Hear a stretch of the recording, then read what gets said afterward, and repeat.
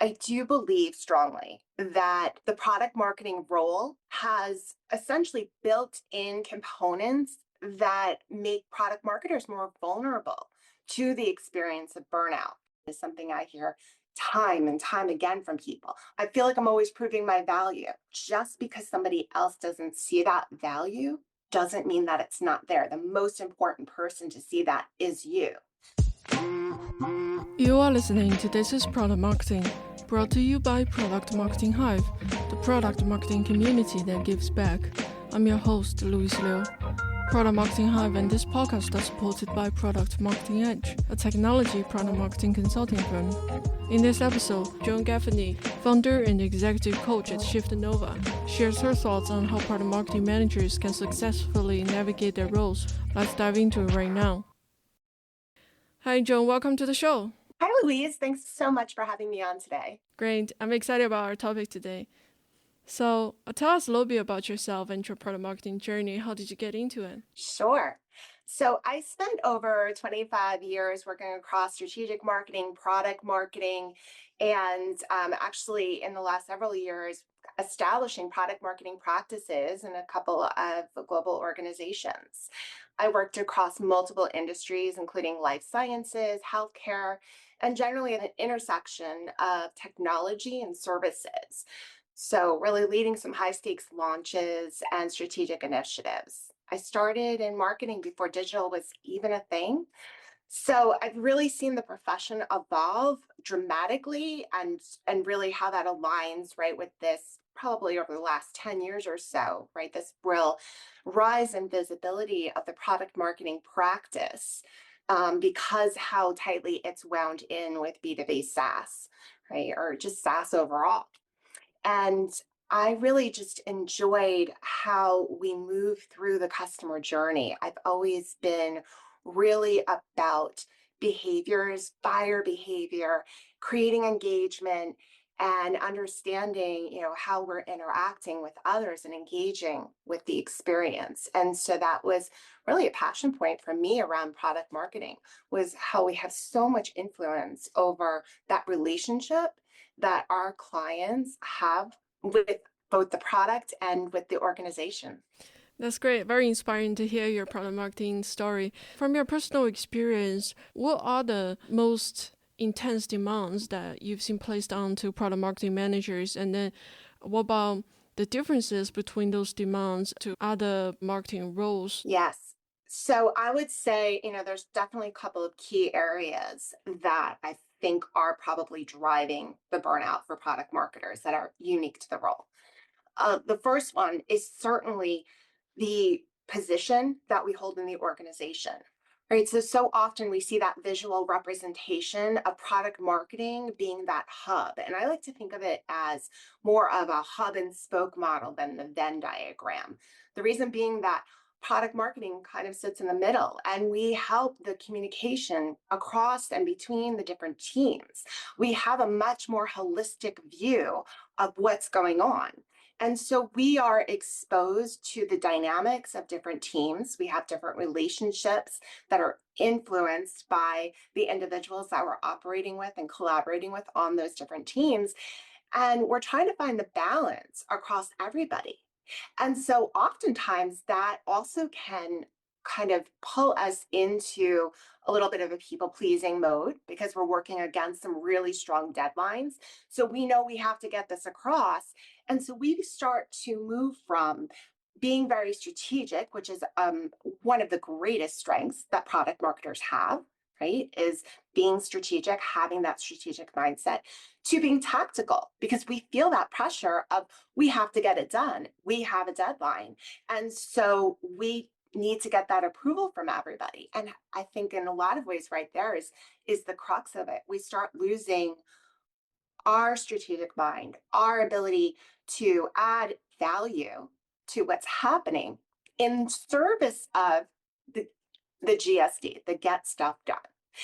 And at the same time, we're pulled, if you think again about that being the hub and the many spokes that are relationships with products, customer success, sales, your more traditional, conventional marketing roles. then you see how that actually in the center, you're getting pulled in so many different directions. Think about what kind of experience that's creating for you. That stress, that's a major stressor. So I would say that that is really key. And then that lends into these other dynamics of shifting from creating and being creative in our role with our messaging, with what we believe needs to be created, to the getting stuff done, which can often lead to, I just need to create to somebody's approval so I get this across the finish line. We lose the opportunity of creativity and mastery in our work in service of getting approval, right? And then there's just the, almost, I feel like it's the age old now, the riddle of the PMM role, because it does vary across different organizations.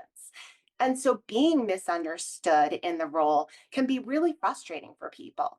And at the same time, and I've seen this both for product marketers as well as strategic marketers, there's a really interesting dynamic in business where everybody is marketing and everybody feels comfortable telling the product marketer, this is what you should do, this is what you should write. I saw a lot of that dynamic. It was interesting. I worked personally in very heavily expert led fields. So, what I mean by that, for example, was in life sciences. I was a product marketer. However, I was working closely with these subject matter experts, and they had a level of technical knowledge that I could never ascend to. And I needed to partner with them so that I could extract what was really meaningful. And I had a lot of great partners in that journey, a lot of great experts that I would work with. But at times, there were also individuals that would feel a little challenged by that. And by that, I mean the experts. And so rather than kind of helping you to understand and gaining some domain knowledge so you can partner with them more effectively, they would want to rush to, well, just write this. So there it kind of undermines that. And so again, it comes back to this kind of funny dynamic where people feel very comfortable telling the product marketer, just do this and telling you how to do your job. So again, undervaluing your skills and your abilities and pushing you into the tactical execution role. And that is very frustrating because it's not allowing you the growth that you naturally want in your career. So, do you think the demands on product marketing managers have changed in the recent years? Yes, I do. I think, in so many ways, we can't ignore this role ambiguity. And the reason I raise that is because I saw this a lot working in the B2B SaaS world and having worked with a number of startups, both as leading product marketing, but also from a consulting component, as well as being involved with some startup incubators as in a mentor type of role. And that ambiguity keeps coming up, and I think that continues to be a major stressor, right? Because are they looking for product marketing or are they looking for marketing for their products? It's a big distinguisher, right? And product marketing, I look at as a discipline. If we were to look at it like lawyers, right? Attorneys have their different disciplines. Your personal injury attorney is not going to be the person that you're going to go to if you need a divorce attorney, right? And so likewise in product marketing, yes, like we have positioning, and I think that that is a cornerstone that we generally accept as part of product marketing. But then you start to get into other areas. Sometimes sales enablement is a separate team. Sometimes it's other components, it's the content development, like what's sitting where varies so much. And it does definitely create some confusion. And I think that that's probably the biggest stressor. And especially as there's just more B2B SaaS or even just SaaS organizations out there, product marketing has become more in demand, but the understanding of it, of product marketing versus marketing, the waters can be really hazy. And young startups that don't have the money to invest will oftentimes just hire product marketing thinking it's marketing and we have a product. So, Our topic today is product marketers manage their roles without getting burned out. And We know that burnout is often seen as an individual issue, like personal issue, but how much does the systematic influence do you think contributed to this problem in product marketing? Yes. So yes to both. And it's interesting because I do believe strongly that the product marketing role has essentially built in components that I feel really make product marketers more vulnerable to the experience of burnout. And at the same time, that in the end, we have the power as individuals to shift how we're experiencing things. And so I believe that the cure, if you will, the way to prevent or to recover from burnout is helping people to take back that power for themselves. But yes, I believe that there are definitely components of the role that will kind of cycle up that speed to burnout. Yeah, thank you for your insights. I was wondering, do you have any helpful tips on how can product marketers balance the stakeholder input while maintaining their creative ability?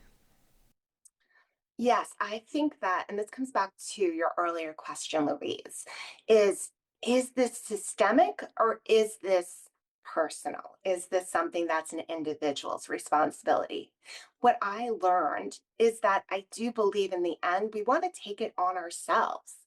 We want to develop the ability to navigate through these really complex situations in a way that keeps us creative, has us, with emotional resilience that it's okay if somebody doesn't see it my way. That's just the situation.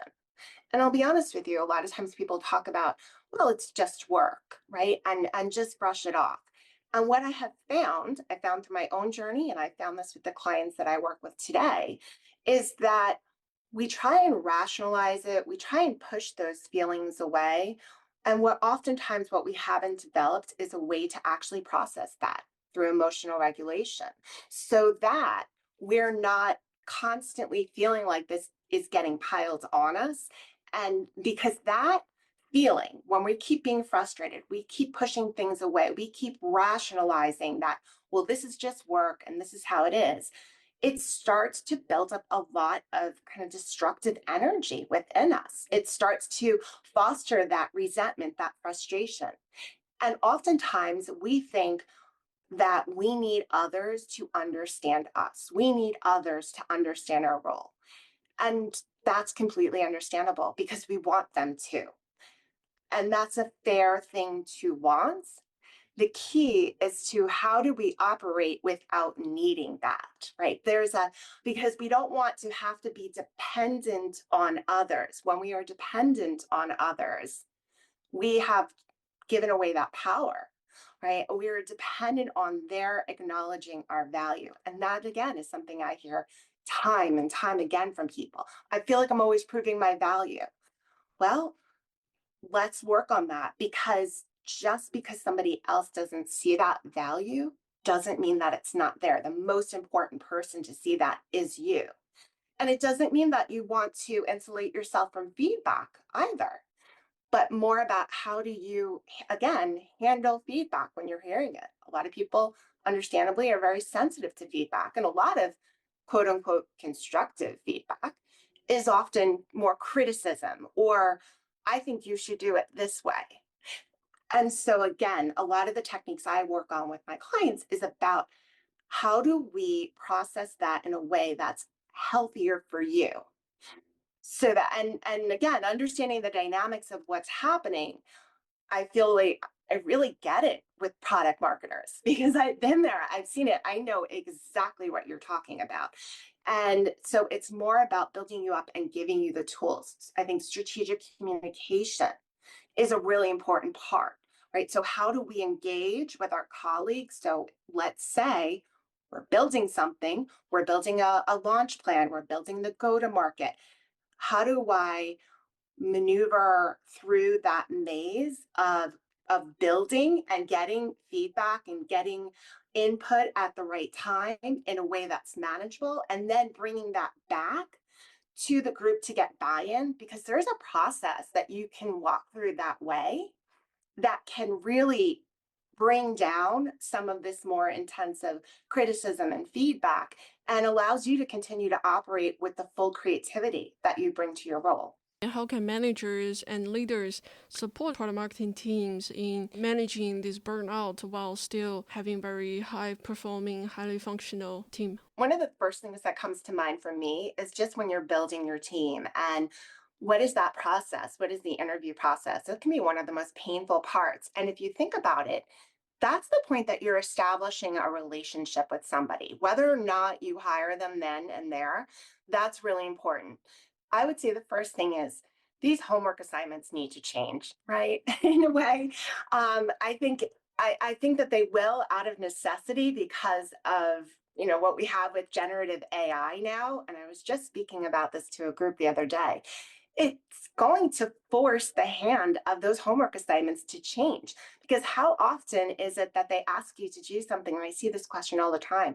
Should I do the homework? They're asking me to create a go-to-market strategy. They're asking me to create a launch plan.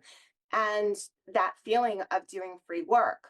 What's really important for you as a manager is to understand that person's approach, to understand that person's thinking process.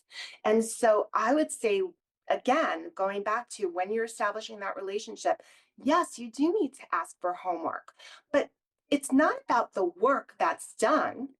It's about understanding what their approach and their process is and having a conversation to understand their thinking. Because what you're truly trying to understand with is, are we going to click? Are we going to work well? Are we going to, dial into my processes and the way that my team is currently working or the way I want my team to work? So shifting that focus, not from the actual work, but to understanding how that person is going to approach what's needed. I think that would be really key. And then the second piece is something all managers across all areas of business need to continue to work on, which is delivering feedback, right? And that it's not about the individual and being conscious of what you think is the right way to do is not necessarily the only way to do something. Oftentimes people say that they're quote unquote coaching, and what they're doing is they're serving as a mentor. They're telling you how they would handle it. But when we get into feedback situations, we really want to get curious about why somebody did something one way. And then sharing, oh, well, that's interesting. You will learn as a manager. We can always learn. Everyone is our teacher, everyone is our student, but also help them to share how you're approaching us, and thinking about whatever it is that you're working on. Making sure there's transparency up front if you're working on a project, being as transparent as possible about what it is that we want to achieve, why we're doing something, and if there are non-negotiables, that this has to do X, this has to be built with Y, this has to include Z, that you're really clear about what needs to be included and why it needs to be included. And that is going to then empower your team to create something with their greatest ability.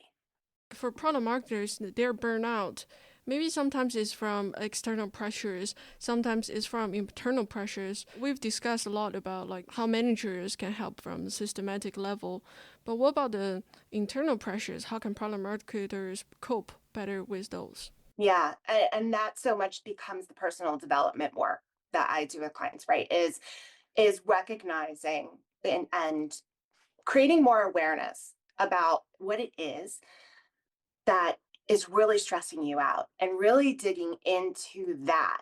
And then working through processes. Again, this kind of comes back to this emotional regulation and how do we process the emotion? How do we address what's behind that? What are those deeper thoughts and the deeper message that might be coming up for you? And how do we give you back the choice so that you're no longer reacting, but you're responding, because you're better able to separate the situation from that taking it personal. And yes, it's completely natural to take it personally, but we move you to a different level of experiencing that. So there's more self, more of a security within yourself and your own self-worth. We really want to focus on stop outsourcing our self-worth. It's interesting because I see this both with my clients who are in transition and are looking for a job. They're going in with this idea that I have to prove myself. I have to prove myself for this job. And once I get this job, everything will be fine. But then on the other side of the gate, they get the job, that same feeling comes up. Now I have the job.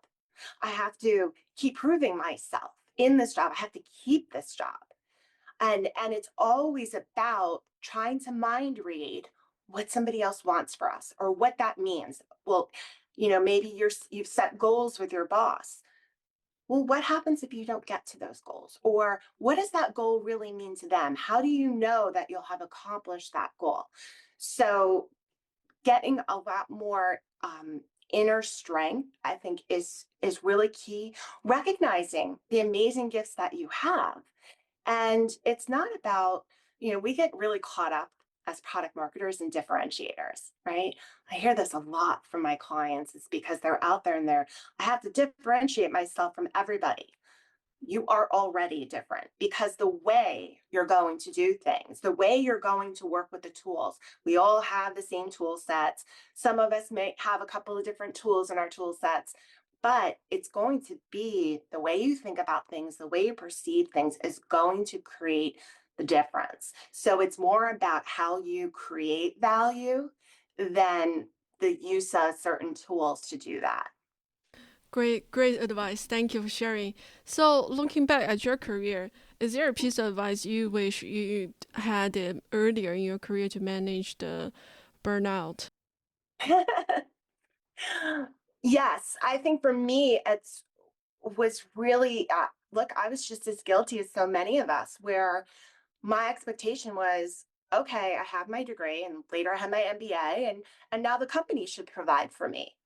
Rather than really taking ownership of my career, running my career like I would run a business, right? Because that again brings your center of control back into you. You stop outsourcing it. So thinking about like going to job interviews and trying to prove versus and it kind of turning into job begging, right? I can do this job. Let me show you how I can do this job versus having the conversation to understand, not being afraid to ask questions, to understand, what is it that they're really looking to accomplish? And then telling them how I could do that for them. That's a really different kind of conversation to have. So again, but I wouldn't have known that until I took the opportunity to invest in my own personal growth. Right. And so I think that taking ownership, not waiting for it. I was gifted in that I did work for companies where I was at times provided with an executive coach, but I also took steps to invest in myself in both education programs and personal growth programs that were fully my own investment. And it paid off in my career. So, looking ahead, do you think companies are ready to address burnout at the systematic level, or will it continue to fall onto the individual shoulders to manage the burnout? Here's what is very interesting about it. When we look at addressing something systematically, it's difficult because we all experience it differently. So, if I were to say to you, this is what you need to do to fix burnout, it might fix it for me, but it might not fix it for the person sitting next to me, right? They might have the exact same role, but what they're comfortable with, what their experience of it is going to be different.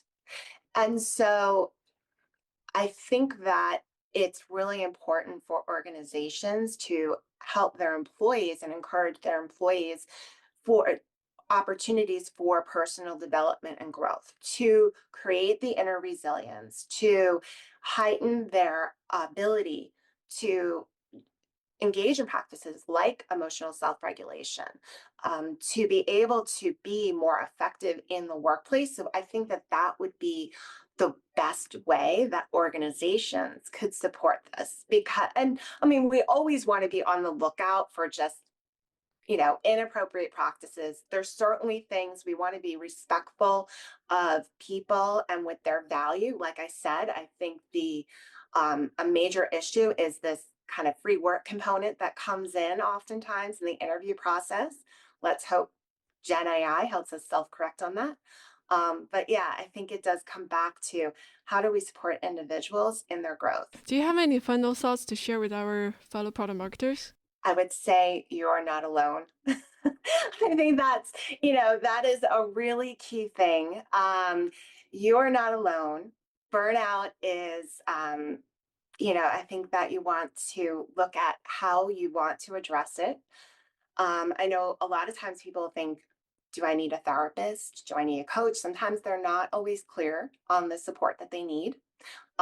Sometimes therapy is a component. And I would encourage anybody that's feeling that to get help. But there's also coaching is about helping you to take you from where you are right now to where you want to be. So there's different modalities. Get curious, ask people, and understand what's available to you. Thank you for joining us today. Thank you. Thank you. Thank you for tuning in to This is Product Marketing, brought to you by Product Marketing Hive, a product marketing community that gives back. Check out our website, productmarketinghive.com, to join our community, meet fellow product marketers, and access free resources. If you enjoyed our podcast, please subscribe and give a 5-star rating on the platform of your choice. See you next time.